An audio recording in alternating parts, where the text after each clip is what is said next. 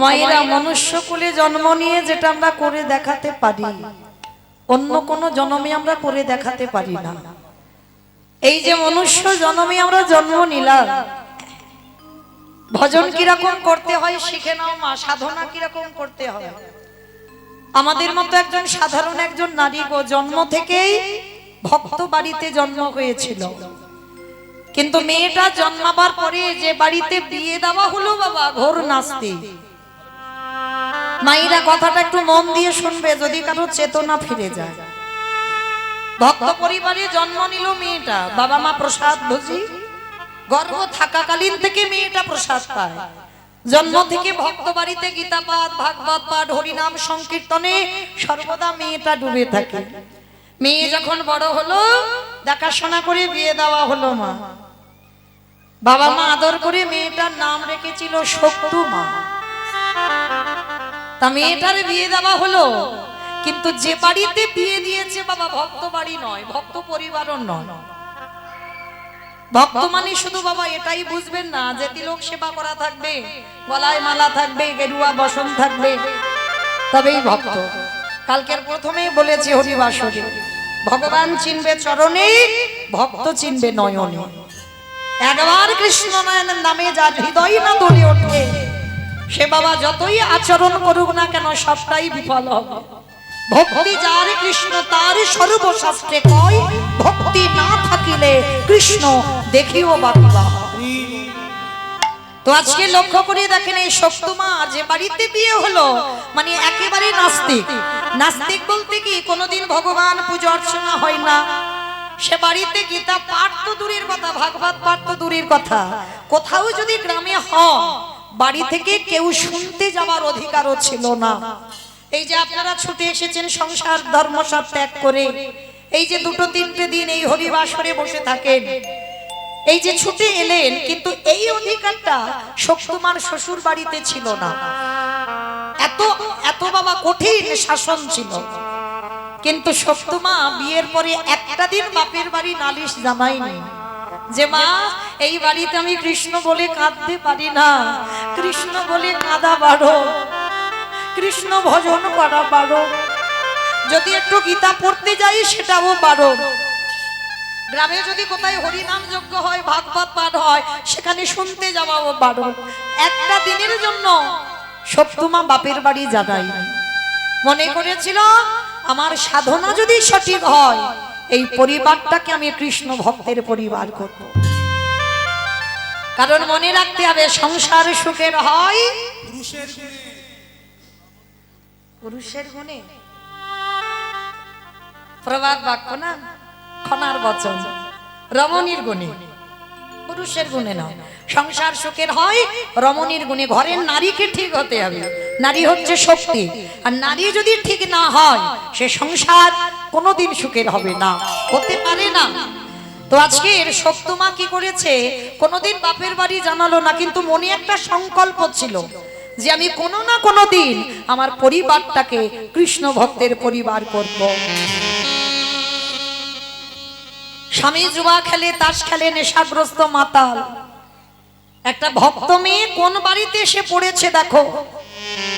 একদিন শক্তমা সংসারের যাবতীয় কর্ম করে, সকালবেলা ওই বাসন মাজছে বসে বসে, আর হঠাৎ কয়েকজন বৈষ্ণব রাস্তা দিয়ে যাচ্ছে, আর রাস্তা দিয়ে বলা বলি করতে করতে যাচ্ছে যে আজকে থেকে এক সপ্তাহ এই গ্রামে ভাগবত পাঠ হবে।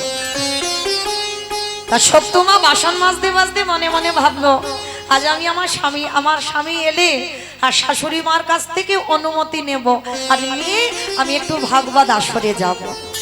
অনেক দিন হয়ে গেল আমি একটু ভাগবত শুনি না, আর শাশুড়ি মার অনুমতি নিয়ে আমি ভাগবত শুনতে যাব। তো আজকে শক্তমা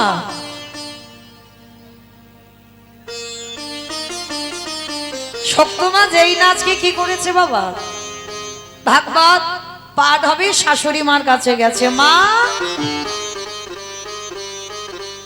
আমা একটা কথা বলবো। তখনকার দিনে শাসন তো মা খুব, হরি বল, এত শাসন ছিল বাবা, এখন তার ঘোমটা টোমটার বালাই নাই। আর ঘোমটা দিবে কি করে বাবা, সব যদি চুড়িদার নাইটি হয়ে যায়। কিন্তু তখনকার মায়েদের সংসারে ছিল মাথার ঘোমটা টলতো না। তা সপ্তমা মাথায় কাপড়টা দিয়ে শাশুড়ি মার কাছে এসেছে, মা ও মা একটা কথা বলবো। কি বৌমা? ও মায়েরা, ও তো শাশুড়ি নয়, শ্বাস উড়িয়ে দেয়। শাশুড়ি নয়, শ্বাস ওড়ায়। তো এমন শাশুড়ি মানে এমন এমন কথা বলবে বাবা, বৌমা সবসময় ভয়ে ভয়ে কাঁপে। এরকম শাশুড়ি অনেক বাড়িতে আছে। তো আজকে এই সপ্তমা বলছে, আমা মা ও মা তুমি আমার অনুমতি দাও না, আমি একটু ভাগবত শুনতে যাব। অসম্ভব! তুমি আমার বাড়ির বউ হয়ে তুমি কিনা যাবে ভাগবত আসরে? হ্যাঁ, সবাই ওই হরি হরি করে নাচবে আর তুমি ওই নাচের আসরে যাবে? আমি তোমাকে যেতে দিতে পারি না। আর আসুক, এক্ষুনি ছেলে আসুক, আর ছেলে এলে আমি ছেলেকে বলবো তুই ভাগবত শুনতে যাচ্ছিস। তা যেই না বাবা শাশুড়ি মা রেগে গেছে, ছেলে বাড়িতে ফিরেছে, ছেলের কানে লাগিয়েছে, মা শুনবি, তোর বউ আজকের আমার কাছে বলতে এসেছে আমাদের গ্রামে ভাগবত হবে, তোর বউ নাকি ভাগবত আসরে যাবে। যখনই স্বামী শুনেছে বাবা, একেবারে মদমাতাল স্বামী, তো সঙ্গে সঙ্গে ওই উঠানে পড়েছিল বড় একটা বাঁশ, ওই বাঁশটা টেনে নিয়ে সপ্তমাকে মারছে, দূর হয়ে যা, বেরিয়ে যা, দূর হয়ে যা। গিরিধর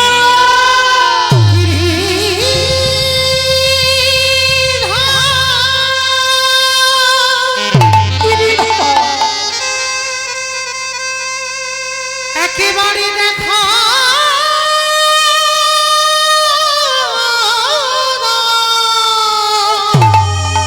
কি আমার অপরাধ ছিল গিরিধর, ও গো গিরিধর,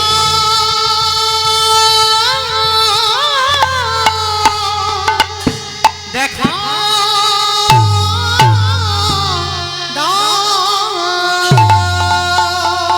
এত মারা মেরেছে শুধু ভাগবত শুনতে যাবে বলেছে বলে।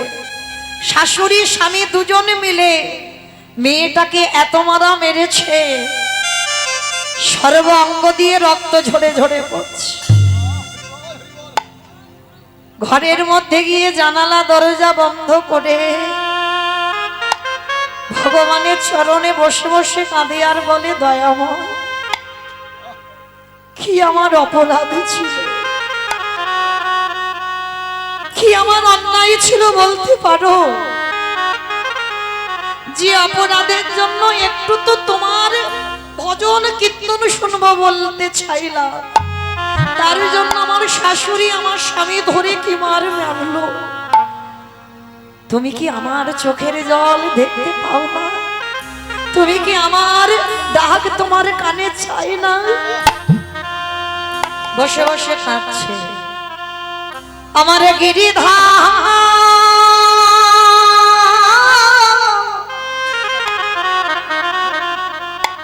আরে কি মন্দিরে মাসি হাতে দাঁড়াতে পারে? যেই না মেয়েটা নয়ন জলে বুক ভাসিয়ে কাঁদছে, ওই মেয়েটার গায়ে যত না আঘাত তার থেকে দ্বিগুণ আঘাত হয়েছে আমার ভগবানের গায়ে। আপনারা বলেন না আমরা জীবনে কষ্টে আছি, ভুল কথা, কখনো বলো না।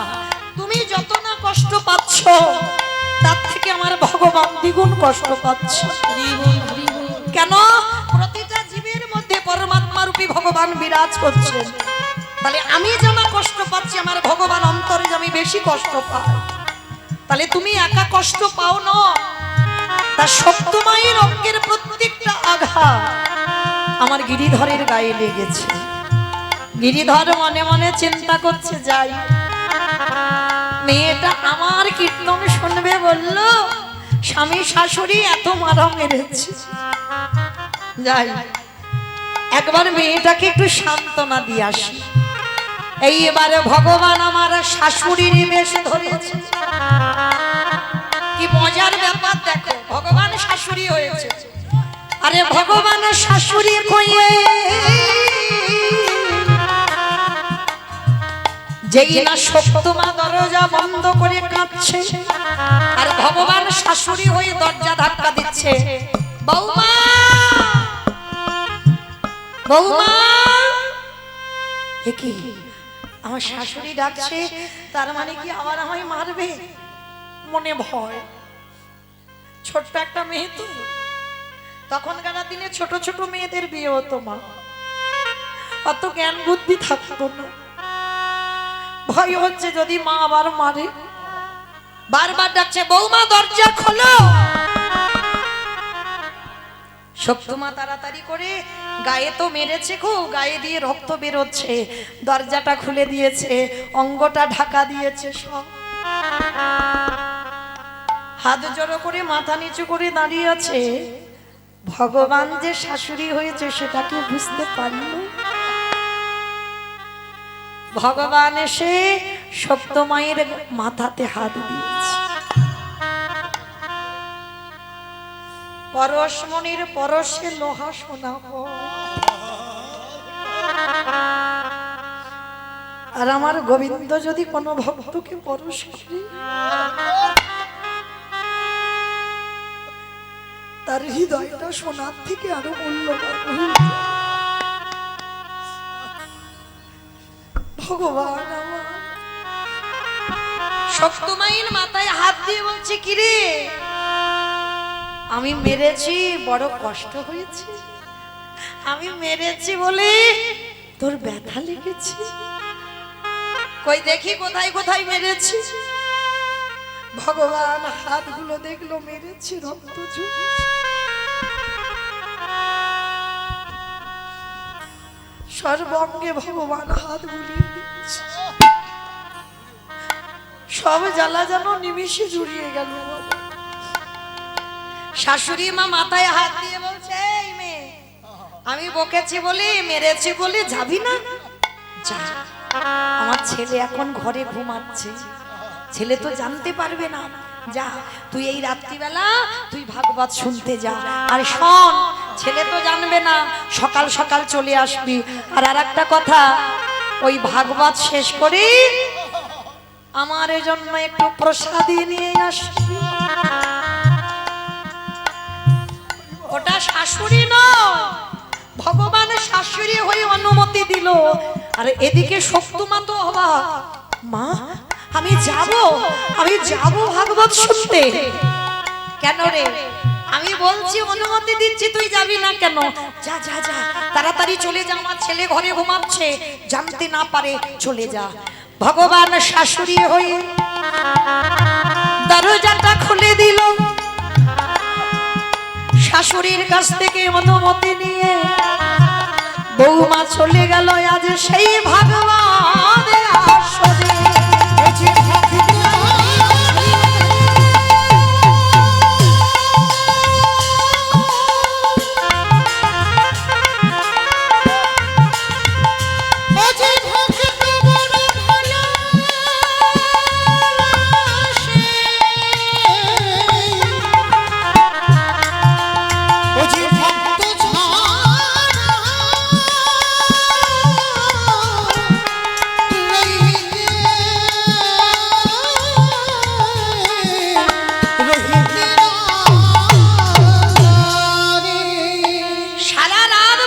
শুনেছে বৌমা, এদিকে তো আসল শাশুড়ি ঘরে ঘুমাচ্ছে, স্বামী ঘুমাচ্ছে, আর ভগবান শাশুড়ি হয়ে অনুমতি দিয়েছে।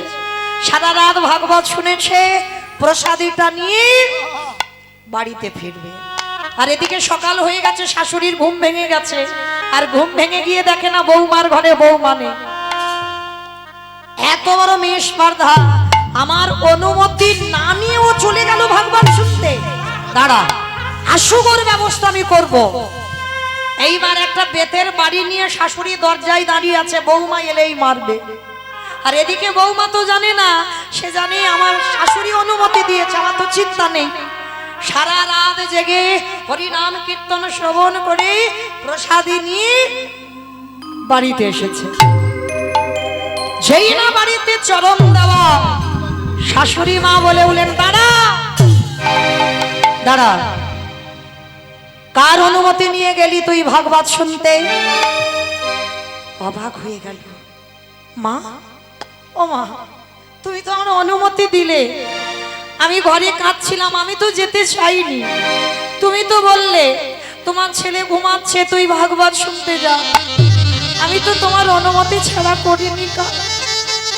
তবে রে, এত বড় মিথ্যাবাদী!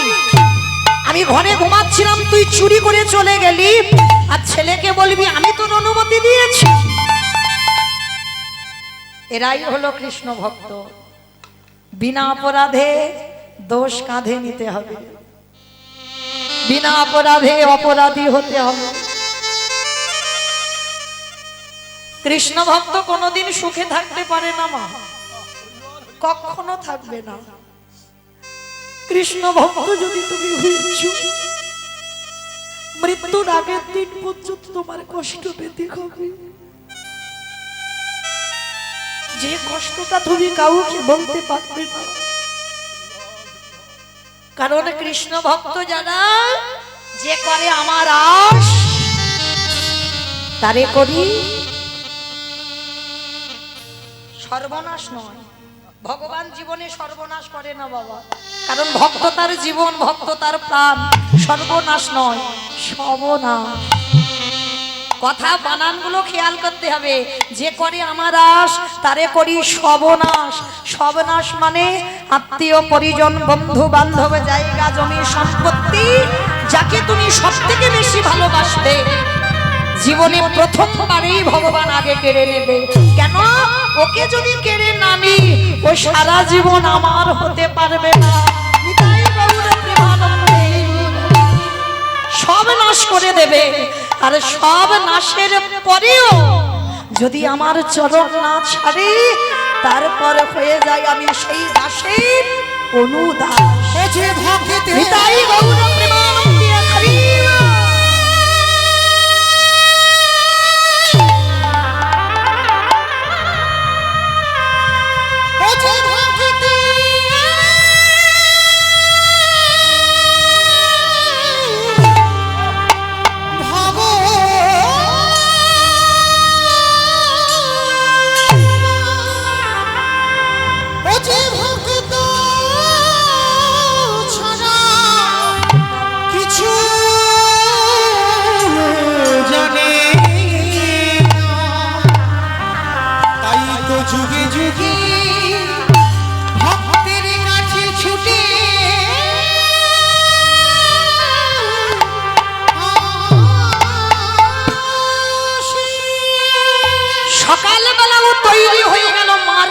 জন্য শাশুড়ি মা বলে উঠলেন, আমার অনুমতি না নিয়ে গেছিস, দেখাচ্ছি মজা। সকালবেলা ভাগবত শুনে আসতে এত মারা মারছে, আর থাকতে পারে না, চিৎকার করে ডাক দিল, গিরিধার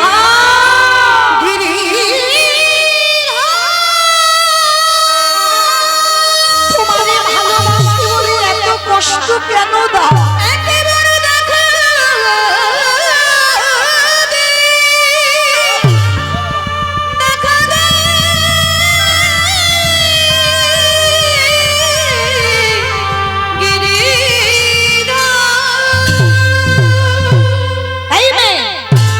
বাসন মাজবে কে? ঘর তামা মুছবে কে? জামা কাপড় কাচবে কে? তুই সকালবেলা ভাগবত শুনে সারা রাত জেগে বাড়ি ফিরছিস। ভগবানে আরে কি থাকিতে পারে? মন্দির থেকে বাহিরে হয়ে ভক্তের কষ্ট হবে জেনে, এঠো বাসনে ভগবানে মেজে দিল, জামা কাপড় ভগবানে খেছে দিল।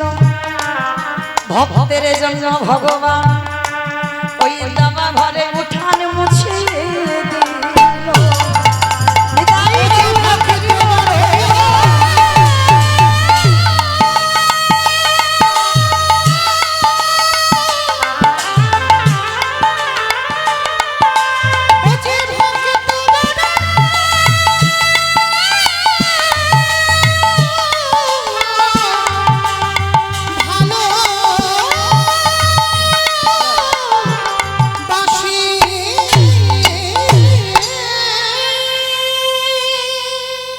শাশুড়ি মা যেই মা ওই বৌমার চুলের মুষ্টি ধরে এঁঠো বাসনের কাছে নিয়ে গেল, গিয়ে দেখলো মা বাসন মাজে পরিষ্কার। জামা কাপড়ের কাছে নিয়ে গেল, সেখানে জামা কাপড় কাঁচা হয়ে গেল, ঘরটা পরিষ্কার হয়ে গেল।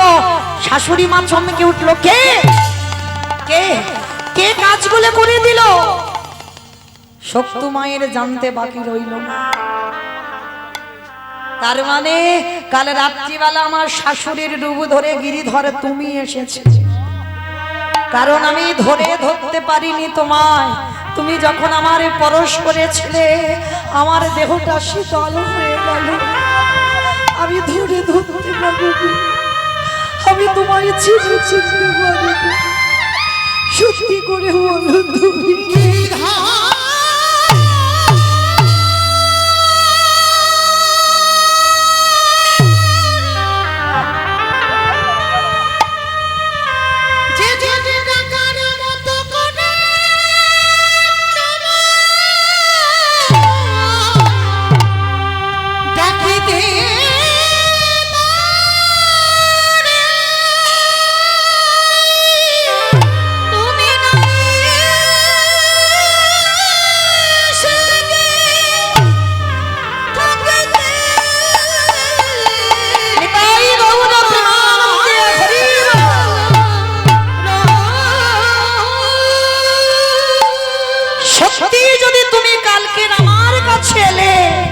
আমাকে কেন তুমি ধরা দিলে না? তাহলে এই সংসারটা যখন কেউ কৃষ্ণ ভক্ত নয়, একবারে দেখা দাও, একবারে দেখা দাও। হরে কৃষ্ণ নামে কাঁদেবে কামে,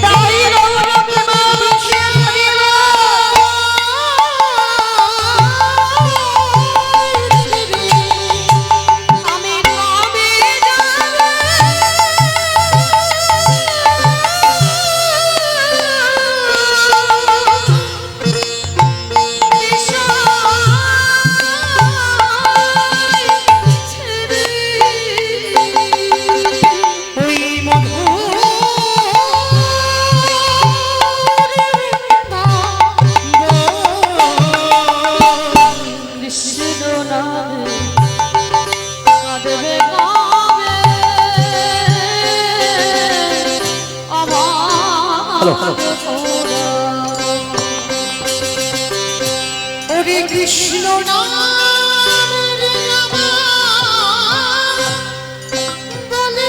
ভালো লাগে, আর এই সংসারের জ্বালা ভালো লাগে, তুমি নিয়ে চলো।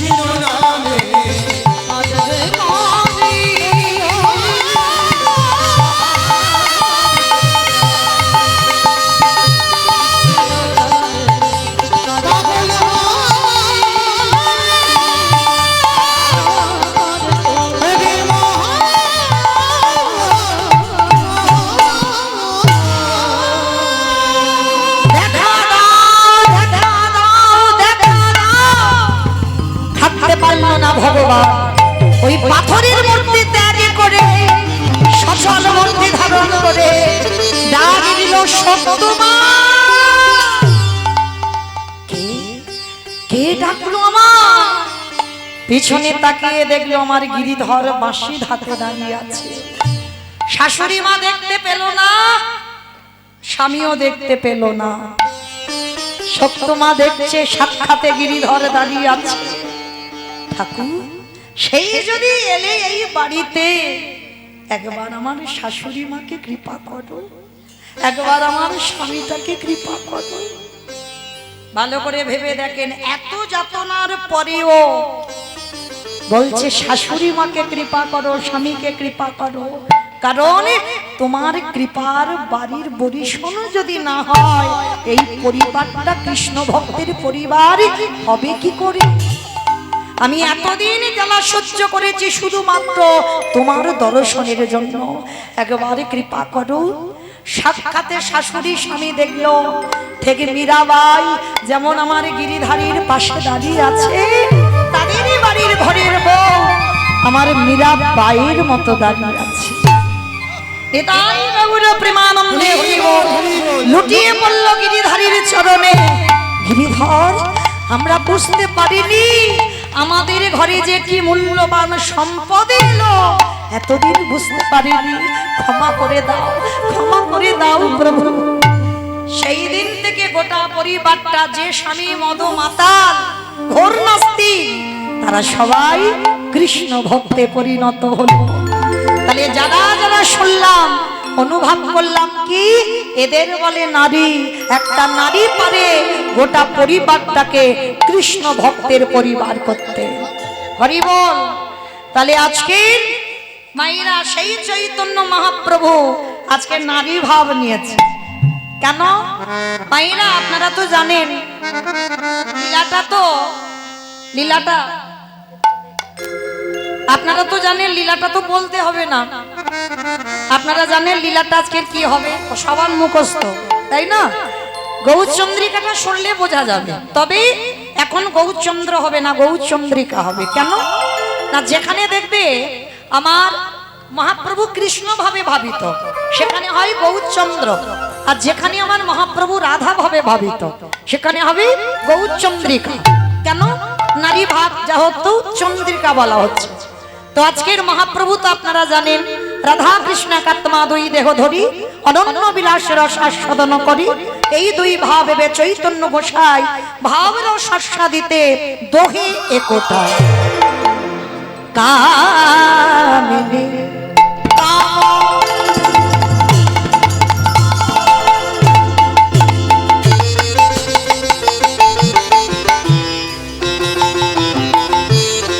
অগলিত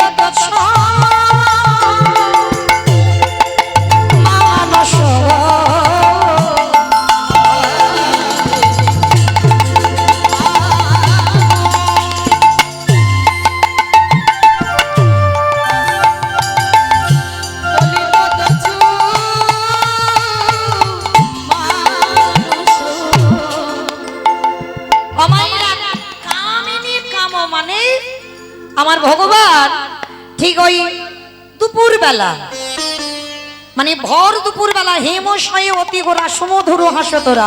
হেম মানে সোনা, মানে ভগবানের অঙ্গকান্তিটা যেন কাঁচা সোনা বেটে দিয়েছে। আর হেম মানে সোনা, আর সেই স্বর্ণ বর্ণ কান্তি আমার গৌরী যখন যাচ্ছে, ভাবটা কি কামিনী। কামিনী মানে নারী জাতি। মহাপ্রভুর ভাবটা আজকে নারী ভাব হয়েছে। কামিনী কাম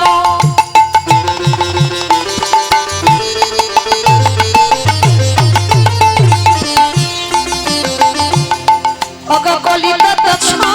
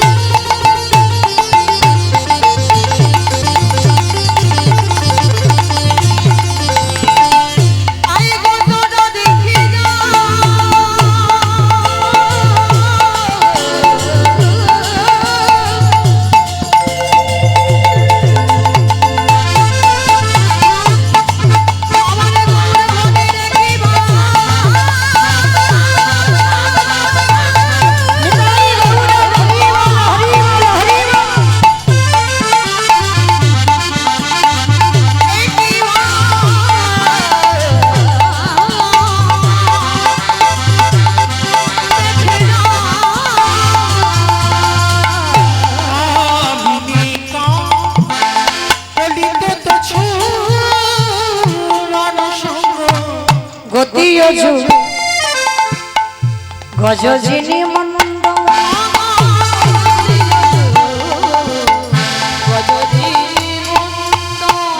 আস্তে মানে মহাপ্রভু হেঁটে যাচ্ছে, তার চলার ভঙ্গিমাটা কেমন? অমাইরা এই গজ মানে কি গো?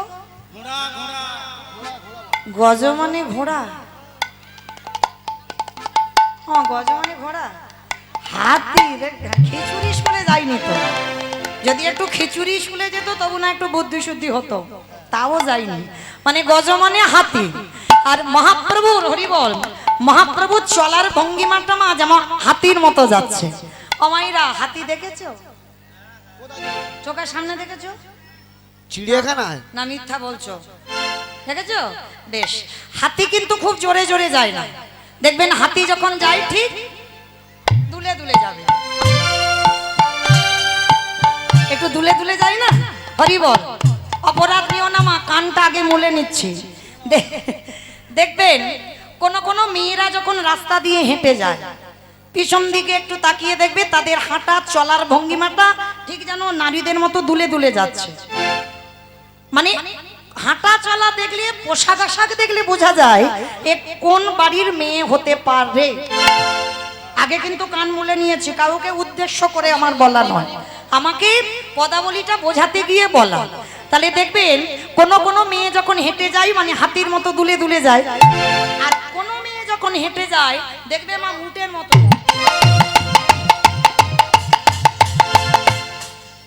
যায় না, উটের মতো দেখবে। মানে এমন একে তো লম্বা চওড়া মানে উটের মতো, আর হাঁটা চলাটা দেখবে যেন উটের মতো যাচ্ছে, মানে পা গুলো দুমদাম করে ফেলে ফেলে। আর এই চলার ভঙ্গিমাটা আজকের মহাপ্রভুর কেমন? গতি অজু গজজিনী মন্দ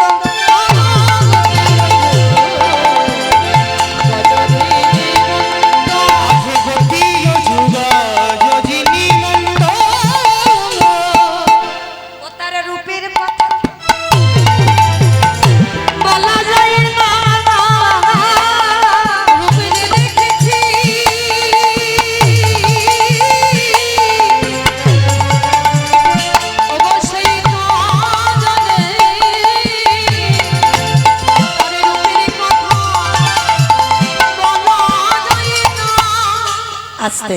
তাহলে মহাপ্রভু আমার যাচ্ছে কখন? ঠিক মাঝ দুপুর, যদি নাহি পুন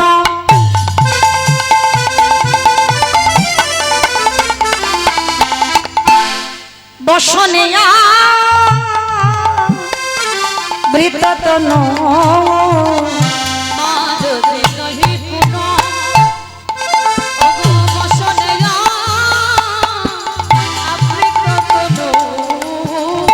কহত হি পূজা বসু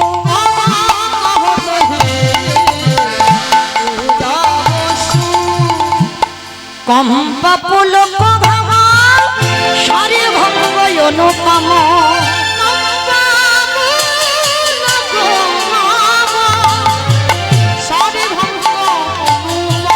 কম্পা পুলক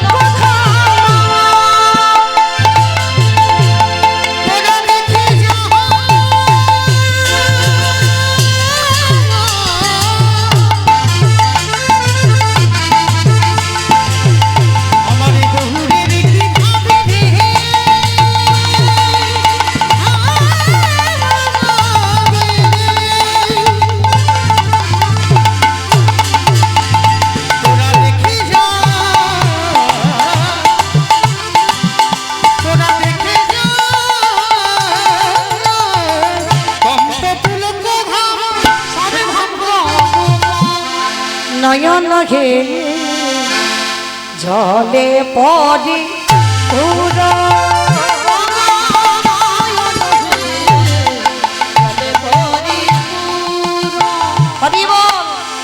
মহাপ্রভু ভর দুপুর বেলা মনে হচ্ছে কোনো পূজার ভাবে যাচ্ছে। দেখবেন মা যারা পূজা টুজা দেন তাদের শাড়ি টাড়িগুলো পরা মানে একটু আলতা পেরে শাড়ি টাড়ি পরবে, আর পূজার একটা ডালা হাতে থাকবে। মহাপ্রভুর আজকের ভাবটা তেমন, কিন্তু সর্বশরীর থেকে দুপুরবেলা তো রোদে রোদে যাচ্ছে, সর্বশরীর থেকে ঘাম ঝরে ঝরে পড়ছে। শুধু ঘাম নয়, নয়ন দিয়ে অঝরেই একেবারে জল। পূরবের কথা মনে ভালো, গোড়ার ভাবে তো কিছু বোঝা না যায়, তার পূরবের কথা মনে ভালো। আস্তে তো মহাপ্রভুর যখন পূরবের ভাবে ভাবিত, সে গলার সুরটা বদলে গেছে, মানে আর পুরুষ নেই, নারী হয়ে গেছে। আমাইরা দেখেছো কোন কোন পুরুষের নারী কণ্ঠ দেখেছো?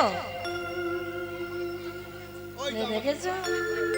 আমার সঙ্গেই আছে বেশ, কারণ দেখতে পুরুষ, কিন্তু যখন গান গাইছে তখন কিন্তু পুরুষের কণ্ঠে নয়, তখন নারী কণ্ঠে গান গাইছে।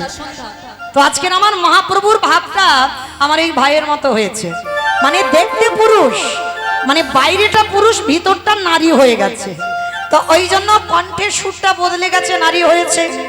বামে ভুজই বসনে মগ ঝাপই, বামে নয়নে ঘন চা,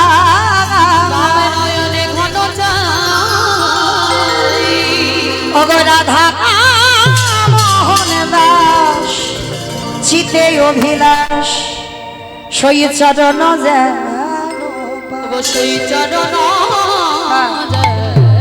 আস্তে কি বলছে? বাম ভুজই বসনে মুখ ঝাঁপই, বাম নয়নে ঘন চায়।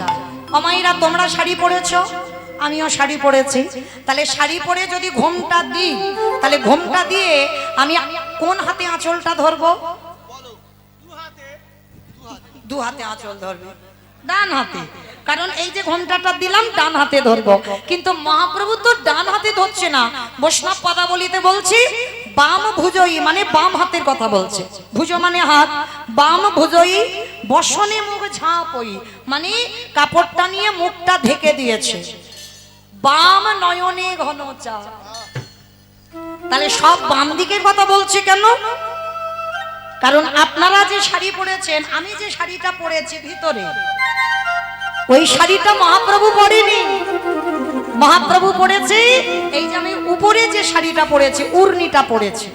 হ্যাঁ, এই উড়ানিটা যেমন পরেছি, মহাপ্রভু শাড়িটা পরেছে এমন কেন না, বৃন্দাবনে যারা যাবেন ওইখানে সবাই হিন্দুস্তানি, মানে আমাদের বাঙালি কম, আর হিন্দুস্তানি, বিহারি, মারোয়ারি যারা, তারা বাবা শাড়িটার আঁচলটা ডান দিক দিয়ে পরে।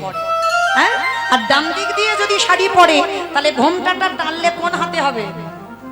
বাবা ভালো করে বিচার করেন, বৈষ্ণব পদকর্তারা কত ভেবে চিনতে বৈষ্ণব পদ লিখেছেন। হ্যাঁ, কারণ হঠাৎ করে তো বলতে পারতো ডান ভুজই, না, কত ভাবতে হয়েছে দেখেন। বাম ভুজই বসনি মগ ঝাঁপই, বাম নয়নে ঘন চায়, রাধা মোহন দাস চিতে অভিলাষ, সই চরণ যেন পায়। রাধা মোহনে দাস এই গানে লীলা প্রকাশে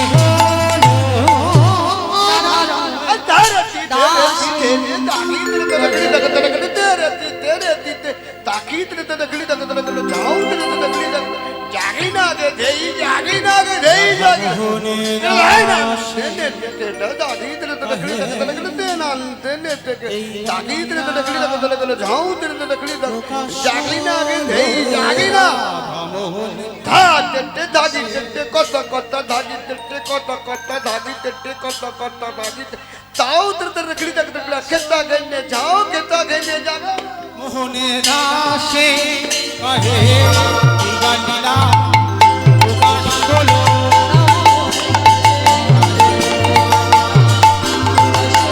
রাধা মোহনে দাসে কহে গানিলা প্রকাশ হলো। এটাই বহুরা প্রেমানন্দে হরি বল হরি বল হরি বল প্রকাশ হলো রে,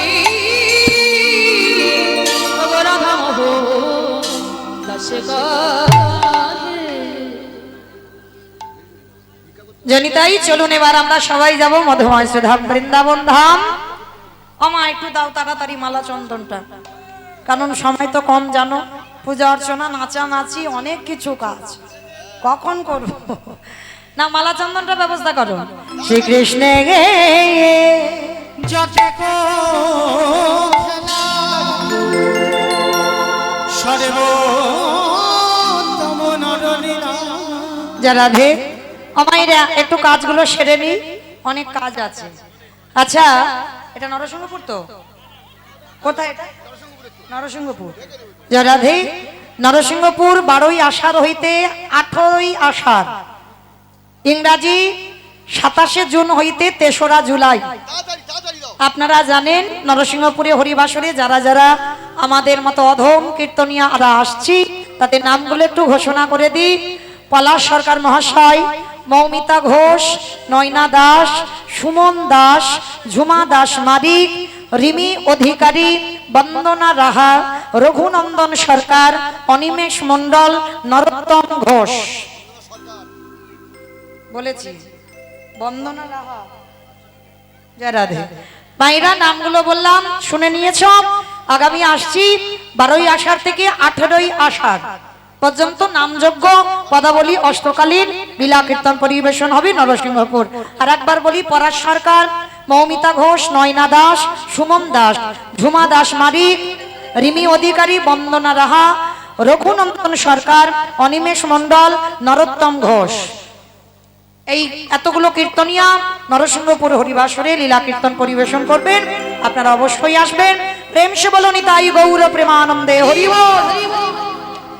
আমা কারোর সময় আসো না আসো, আমার বেলায় এসো, আমি আগে থেকে কারণ আমার তো ভাগে সেই সূর্য পূজা, সাগরপাড়া সেও সূর্য পূজা। ওই জন্য সবাই কিন্তু কোনো টাইমে যাও না যাও, আমার টাইমে যাবে এমন আমি আগে থেকে নিমন্ত্রণ করে দিলাম। হরি বল। শ্রীকৃষ্ণ যতে কো খেলা সর্বোত্তম নরলীলা। নর বপু তাহারে সর গোপবেশ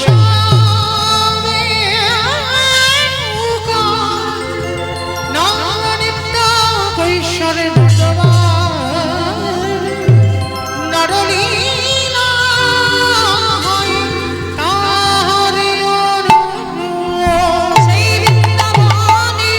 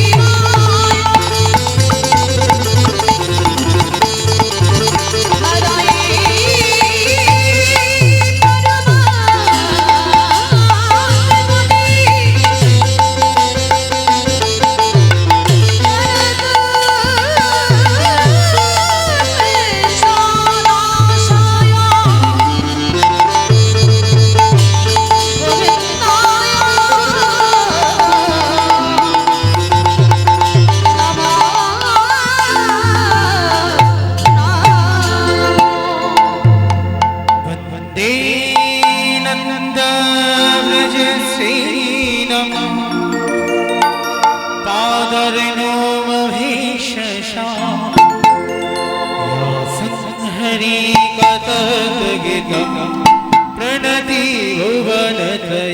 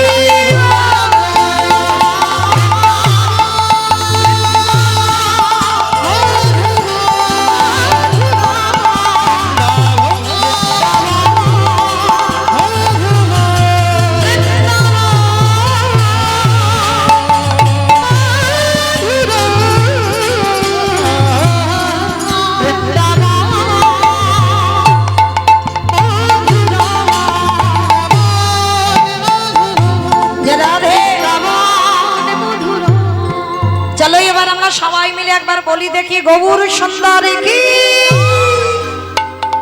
ধ্বনিটা হলো কি এটাও জয় হাতই কারুর উঠলো না দেখো বৃষ্টি টিষ্টি থেমে গেল তা হাত উঠছে না কেন তোলে দেখি সবাই হাত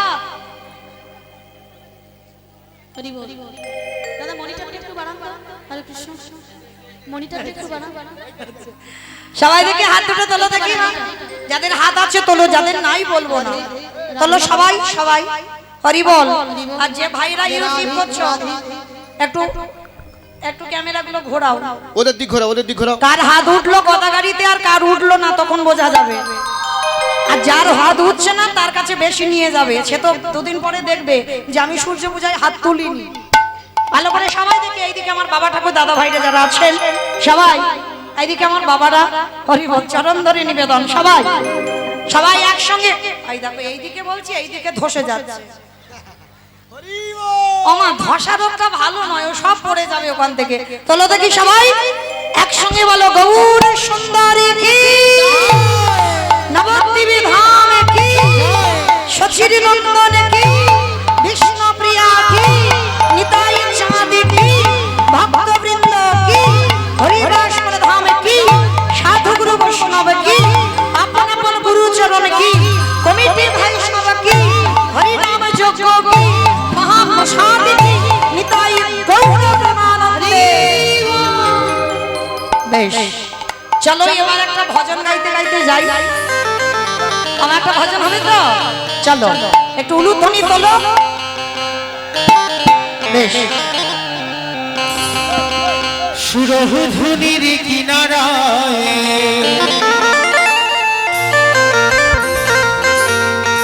সোনার নুপুরি দিয়া পায়ে নাচে নগরী গো সুন্দর গৌরাঙ্গ উলুধ্বনি, উলুধ্বনি। সুরধনির কিনারায় সোনার নূপুর নাচে নাগরী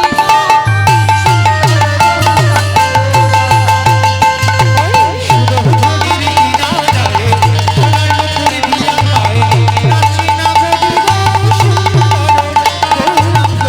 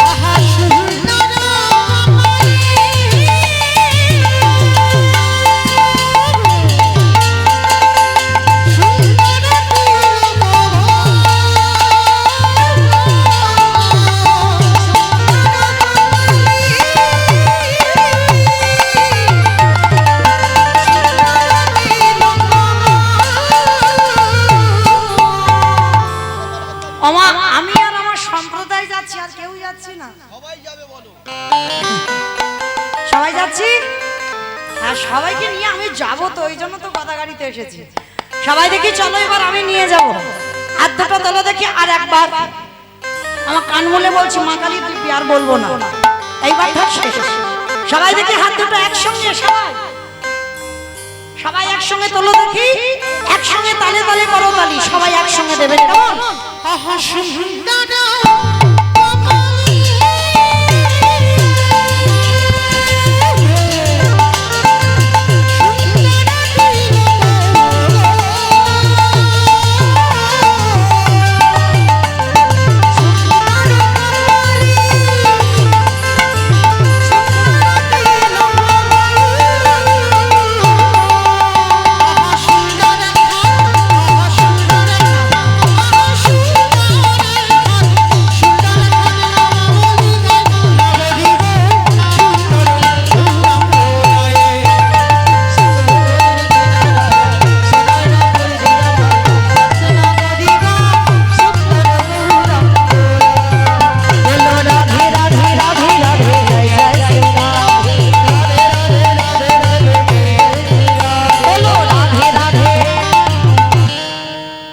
হাত কই ধুর কেউ বলে না রাধে রাধে হাত কই হ্যাঁ কেউ বলছো রাধে রাধে সব মনের ভিতরে বাইরে বেরোচ্ছে তাহলে আওয়াজ কই তোলো দেখি সবাই জোরে গলাটা ছেড়ে বলবে কেমন হাত কই তোলো রাধে রাধে রাধে রাধে জয় শ্রী রাধে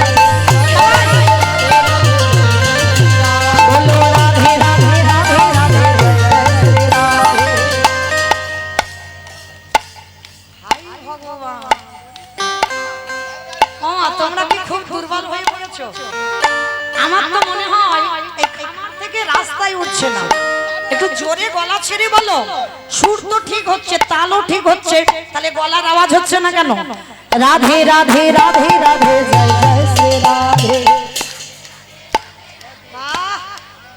জয় রাধে রাধে রাধে রাধে জয় জয় শ্রী রাধে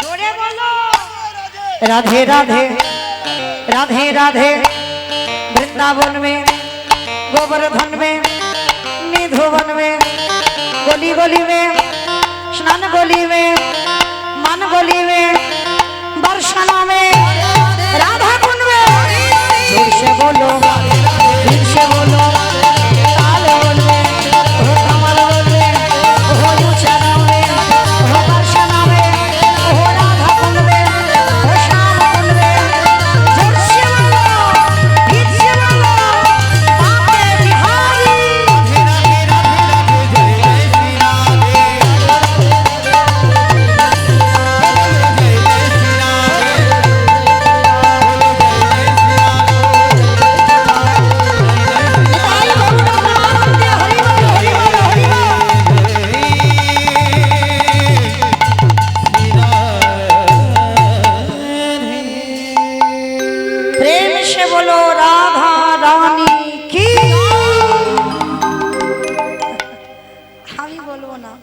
তোমরা বলো হলো কি দেখেছো আমি বলার আগে বলে দিচ্ছি হয়নি শোনা যাচ্ছে না ওমা একটু গলাটা ছেড়ে দাও আমার কমিটি দাদারা তো সেবার ব্যবস্থা রেখেছেন সব সময় সেবা হচ্ছে আমার সামনে চোখের সামনে দেখছি তাহলে এত এত প্রসাদ পাচ্ছ তাহলে আওয়াজ কমে যাচ্ছে কেন বাড়ার কথা তো একটু চিৎকার করে বলো বলো রাধা রানী কি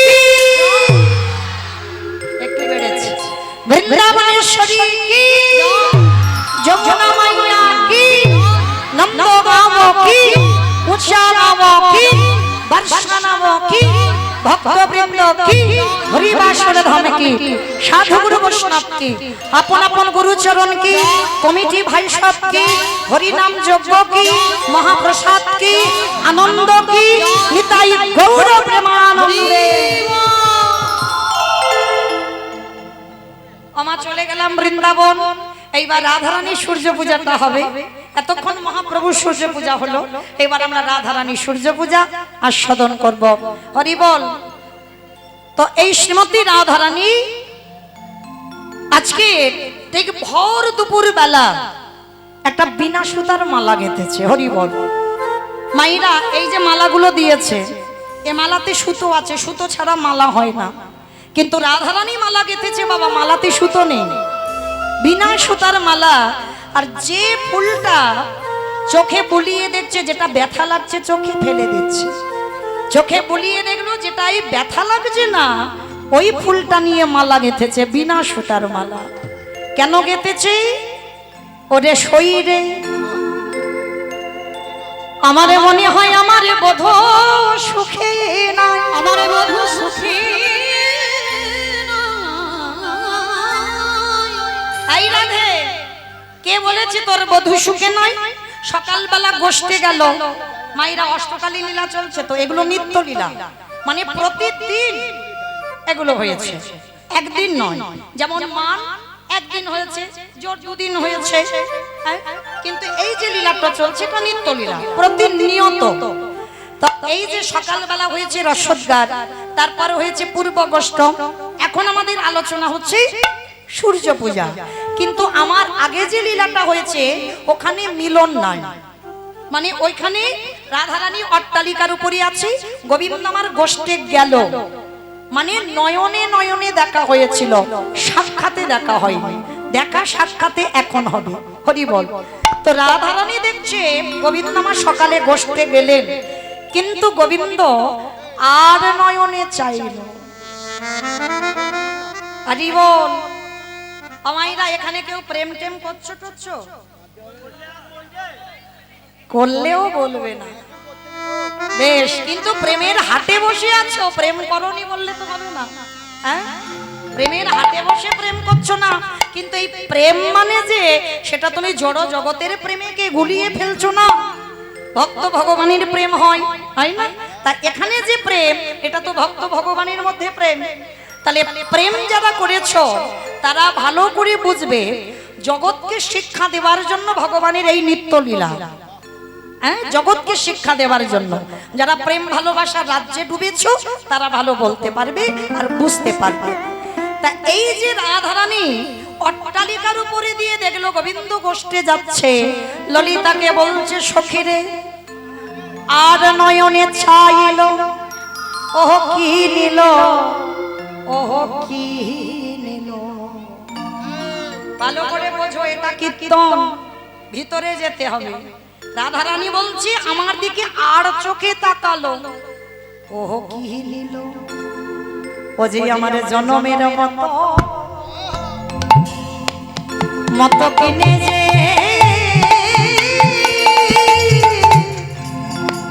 যে নিল।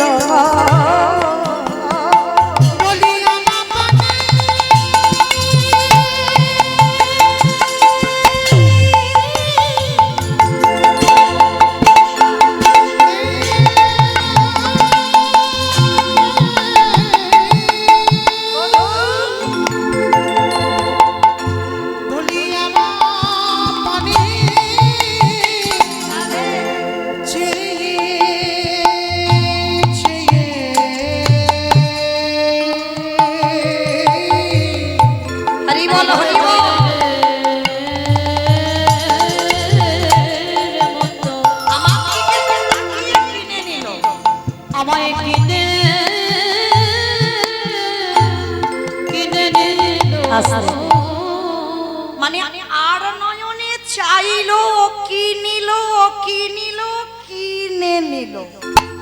সারা জনমের মতো আমার কিনে নিল, কিন্তু সজনী আমার মন বলে আমার বধূ ভালো নেই। সে গরু চড়াতে গেল আর তুই বলছিস ভালো নেই?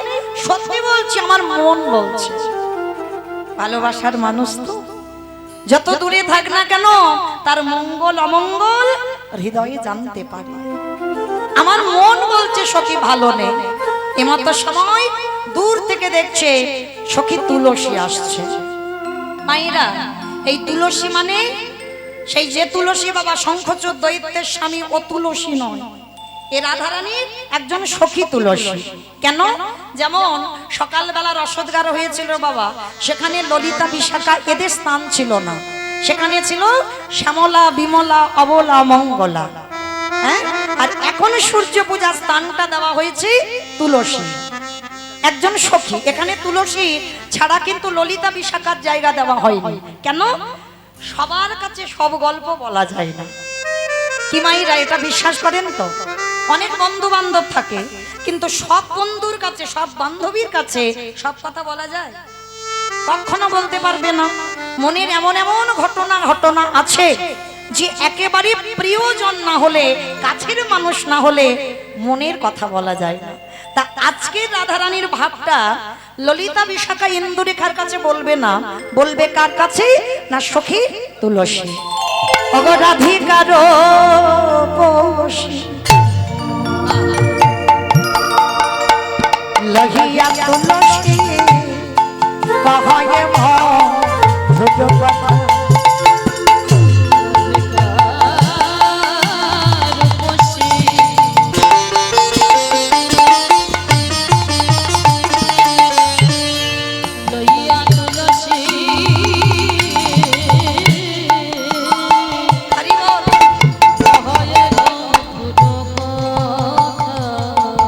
তুই কাননে গমন